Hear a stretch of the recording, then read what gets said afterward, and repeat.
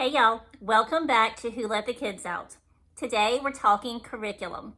How to choose which curriculum will fit your child best without wasting your money. You do not need 10 different curriculums to homeschool your child.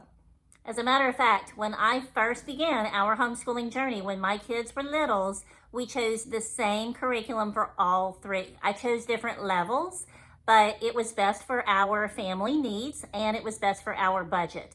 I was able to change and tweak just a little bit depending on what each child needed because everything was so simplified back then. Wasn't that great?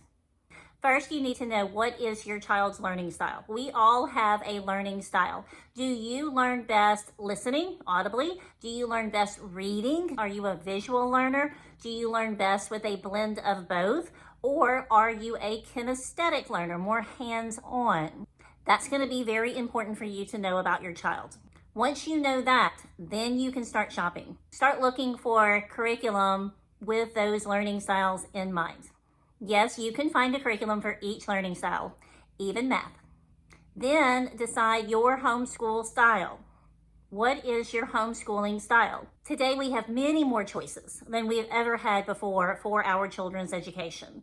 Is your homeschool style each child in their room with headphones and they're working online? Is your homeschool style all cuddled around the couch? Maybe it's at the kitchen table. Maybe it's a blend of all of those things.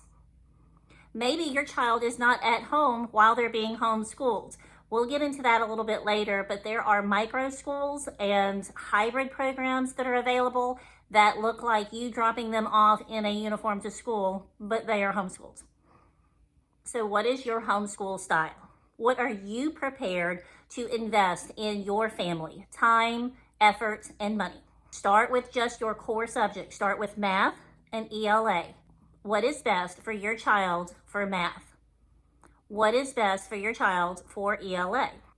It can be different than the rest. I have had years where I chose a different math curriculum for one or two of my children and the other one did a different curriculum and then they all did the same science or they all did the same ELA. You pick and choose what works best for you. But remember, more is not always better.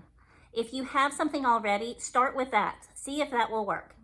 And if it doesn't work, what is it about that curriculum that's not working for you? So you'll know exactly what to look for in the future. Test before committing. This is big, especially with online programs. Most companies will give you a 7-day trial, a 1-month trial, a free trial to try it out, see how you like it, and then commit to the rest of the year, or then commit to a monthly program, or then commit to a monthly subscription. Always test before you buy if you have the ability to.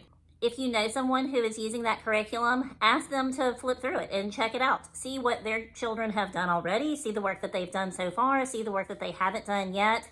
Flip through it and pick the mom's brain. See how she likes it, see how does it work in their school day.